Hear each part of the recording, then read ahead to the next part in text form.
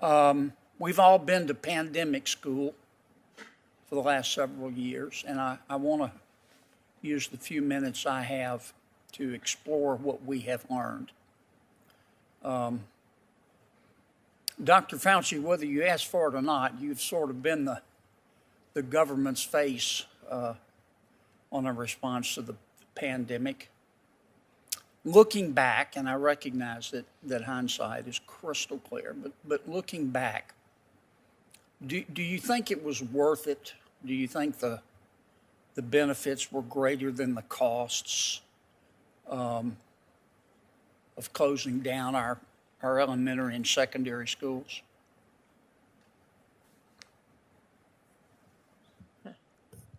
I think that's very difficult to give a definitive answer to that. I know in the very beginning, when we had really no other protection prior to vaccinations that were available to contain somewhat the spread of the virus, one of the things that was felt to be important would be to protect children as well as the rest of the population. Right now, we have felt more than just recently that it's very important to keep the children in school for the simple reason that we know of the deleterious effects, both psychologically, mentally, and developmentally in children, to keep them out of school. But you have to have a delicate balance between protecting the children from getting infected and perhaps bringing it. Did we strike the proper balance?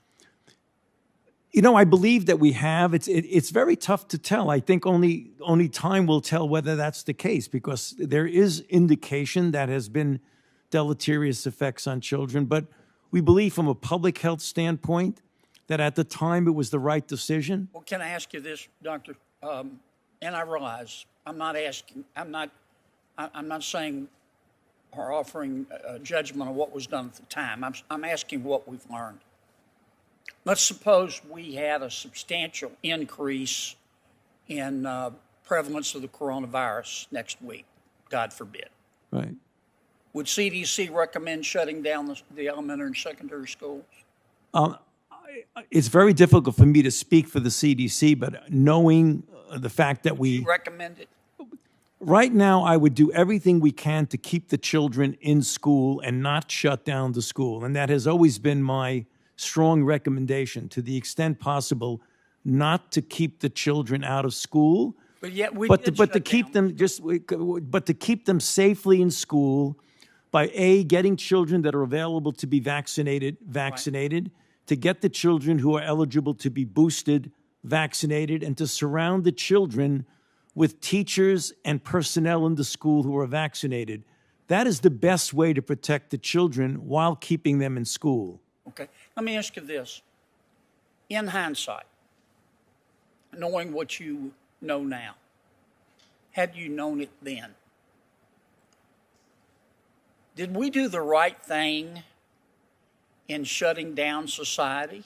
Would we have been better off saying, no, we're going to protect the vulnerable, the elderly, the people who are immunocompromised, and we're going to isolate them, but have the rest of American society, churches, businesses, universities, schools, go on about their business, while at the same time providing them guidance about how to protect themselves?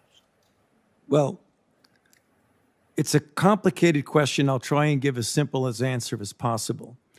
I think there's a misperception about who the vulnerable are. There are many, many more vulnerables in society, and there's a misperception that the only vulnerables... But I'm about to run out of time. Let's assume that we can agree on a definition. I don't think you can. I think that society is very heterogeneous, and it isn't a question of shutting down completely, Senator, because we never shut down completely. If you do shut down a society, you do it for a purpose.